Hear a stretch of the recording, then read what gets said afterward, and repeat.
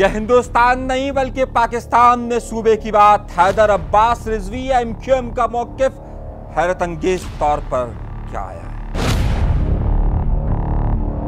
मुस्तफा कमाल को यहूदी किसने कहा, जरा सुनिए। मुस्तफा कमाल कितना बुरा इंसान है कि वो यहूदियों का एजेंट भी है।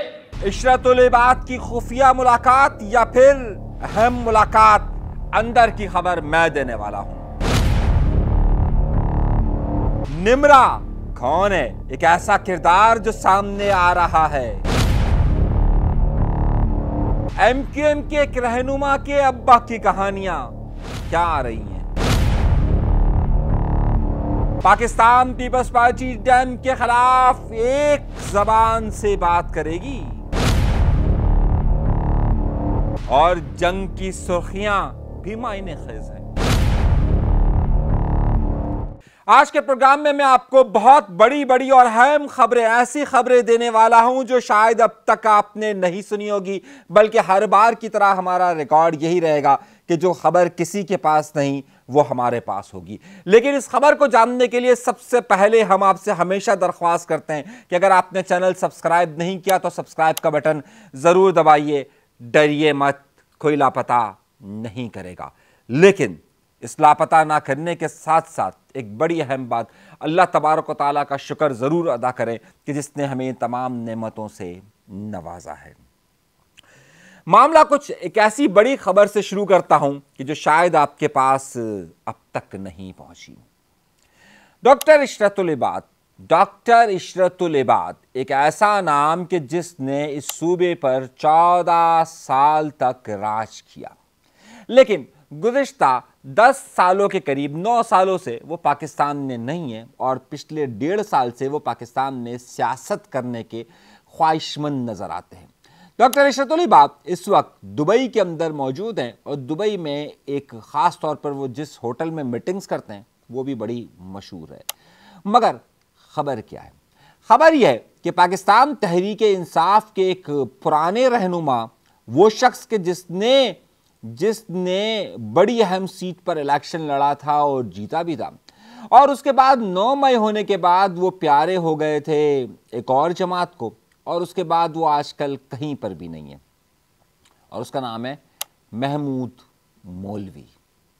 मौलवी महमूद या महमूद मौलवी साहब बड़ा नाम रखते हैं कारोबारी लोगों के अंदर, लेकिन उनकी मुलाकात हुई है इशरतुल इबाद से। कोई अनहोनी बात नहीं हो सकती।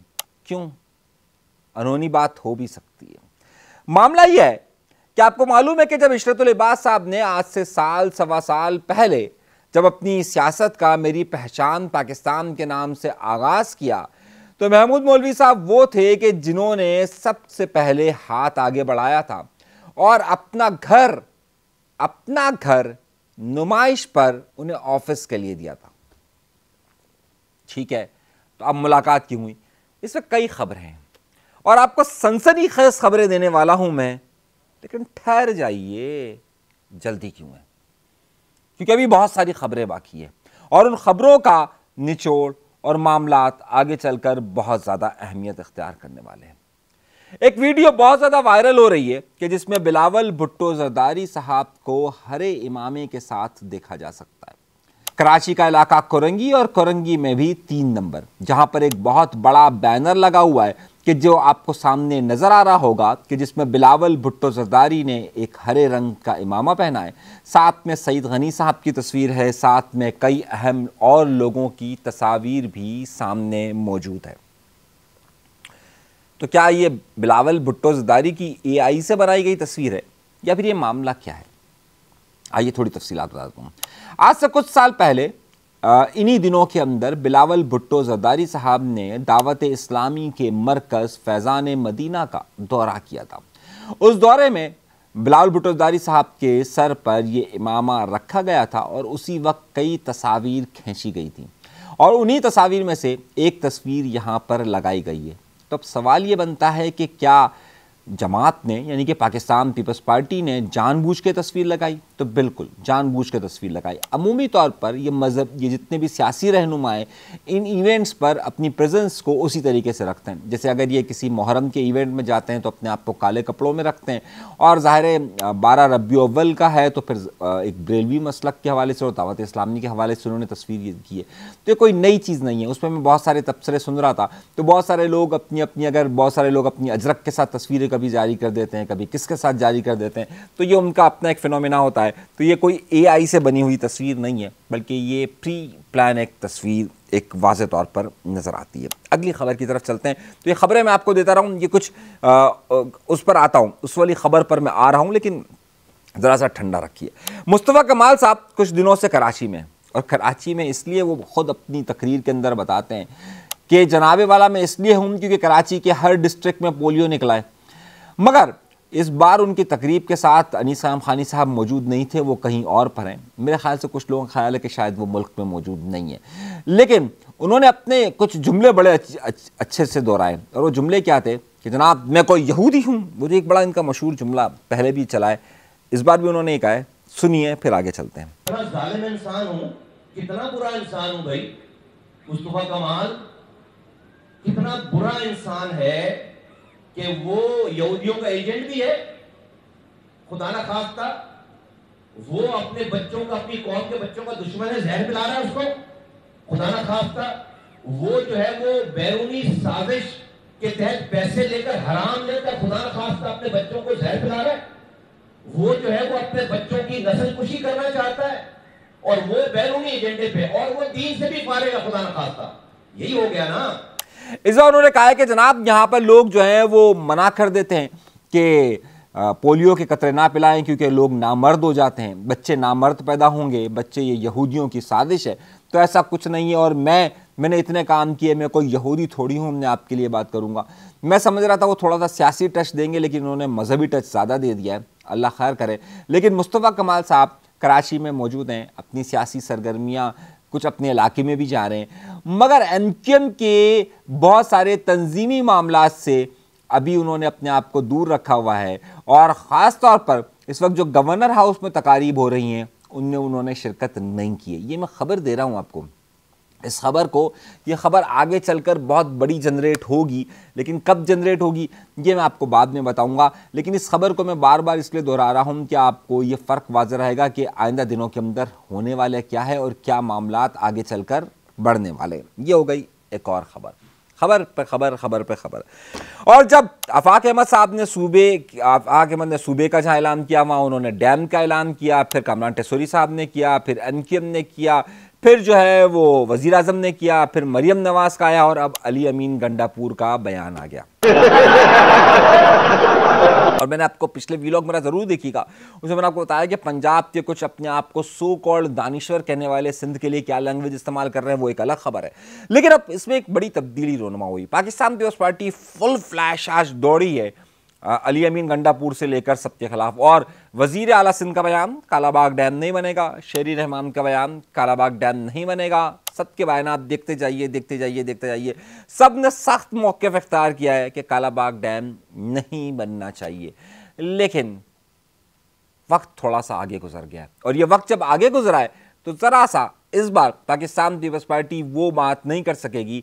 लेकिन एक और नया मामला शुरू हुआ है। सूबे की आवाज़ों के बाद और अब डैम्स की आवाज़ के बाद सिंध की कौम परस्त जमातों ने कई जगहों पर मुजाहिरों और धरनों का ऐलान करना शुरू कर दिया है। जहाँ पर मोरों पर हुआ था, वहीं पर इस बार भी कुछ दिन पहले और आज भी ये धरने की आवाज़ें आना शुरू हुई हैं। और इस हवाले से सिंध के अंदर की सियासत तरासी गर्म होना शुरू हुई है। गर्म होने से बता रहा हूँ कि आइंदा दिनों के अंदर आपको सिंध के कई अजला में धरने, मुजाहिरे और इनकी इत्तलात मिलेगी, जिसका सिलसिला बाकायदा शुरू हो चुका है। अब इसके पीछे पाकिस्तान पीपल्स पार्टी कितना सपोर्ट करेगी, पाकिस्तान पीपल्स पार्टी इनके साथ उसी तरीके से चलेगी जिस तरीके से कैनाल वाले मामलात में था या नहीं था, इस पर इख्तलाफात वाज़ेह तौर पर नज़र आ रहे हैं। लेकिन खबर का अगला रुख आगे बढ़ रहा है, कहानी आगे की तरफ बढ़ रही है, सैलाब का पानी आगे की तरफ बढ़ रहा है। मगर आज मैंने बड़ी हैरतअंगेज बात देखी। अगर आप जंग की वेबसाइट देखिए, ये मैं आपको इसकी वेबसाइट दिखा रहा हूँ, ये दोपहर 12:30 बजे की इनकी वेबसाइट की अपडेट है। जरा आपको बड़ी हैरत होगी, इस पूरी मेन वेबसाइट पर आपको सैलाब की खबरें कहीं नजर नहीं आएगी। आपको नजर क्या आएगा? शादी का शौक नहीं है मुझे, देखिए खबर। फिर आपको नजर आएगा जिनसी हिरासानी करने का। फिर आपको नजर आएगा टिकटॉक निम्रा। आ रहा हूं, टिकटॉक निम्रा वाली खबर जरूर मुझे देनी है, लेकिन उससे पहले जरा सा मैं आपको कुछ चीजें बयान कर दूं तो जरा आपके जहन में क्लियर हो जाएगा कि ये मामला हैं क्या और किस तरफ जा रहे हैं। क्या बात कहना चाह रहा हूं मैं, जरा देखिए। जानबूझ के इस वक्त हमारा पूरा मीडिया जो भी ये अजाब नाजिल हुए हैं उस पर हुकूमत से पंजाब की नाअहलियों को बताने से गुरेज कर रहा है, वाज़ेह तौर पर गुरेज कर रहा है। और उसकी सबसे बड़ी वजह ये, आप जियो की हेडलाइंस को भी देखिए तो आपको ऐसा लगेगा कि उसमें जो पावरफुल मौक़िफ़ वो दे रहा है वो मरियम नवाज का दे रहा है। आपको यही मामला ERY के नजर आएगा।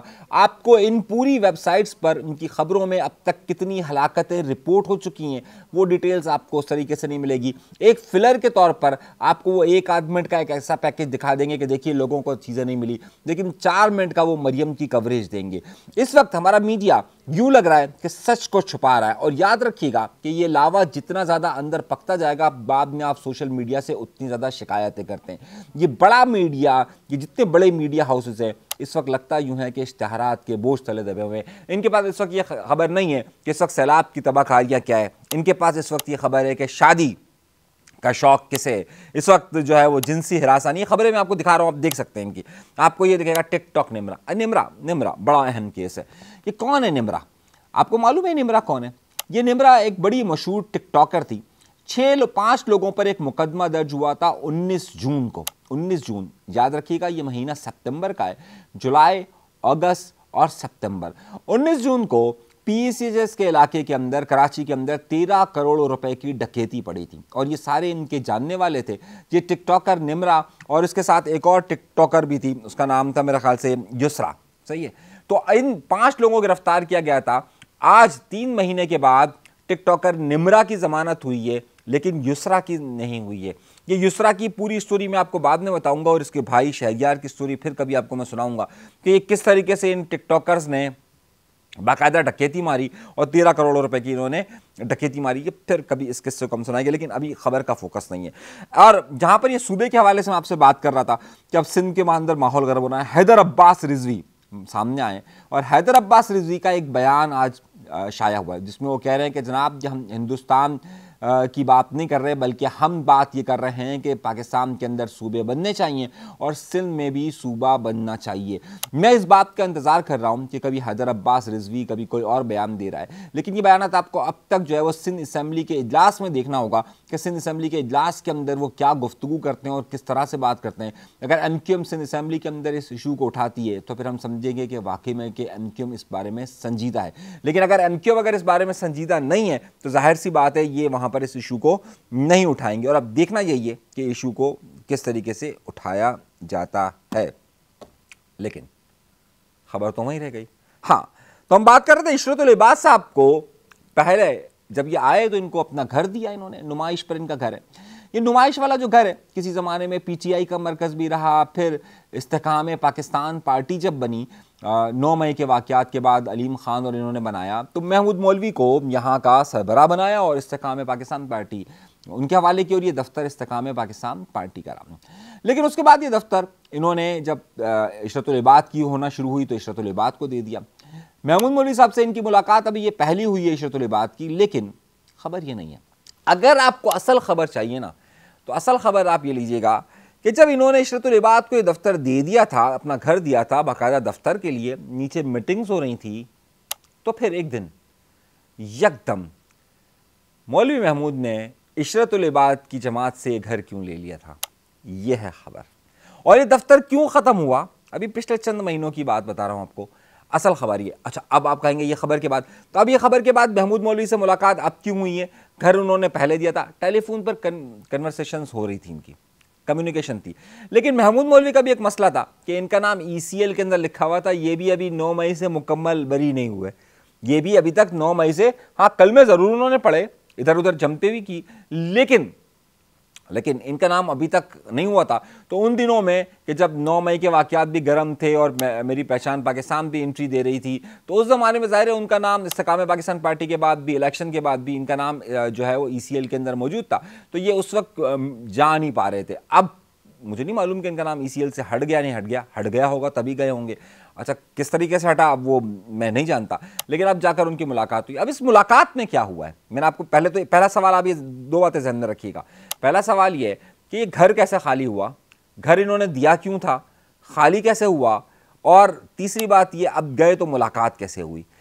ये अहवाल मैं आपको दूंगा अपने अगले व्लॉग के अंदर। ब्रेकिंग में आपको दे चुका हूँ खबर, और अगला सियासी माहौल क्या होगा वहीं से आपको खबर मिलेगी। लेकिन अभी के लिए दीजिए इजाज़त। अल्लाह तबारक व तआला आप सबको खुश व खुरम रखे, आबाद रखे, सलामत रखे, कायम रखे। चैनल ज़रूर सब्सक्राइब कीजिएगा। इजाज़त दें, अल्लाह ने के बाद।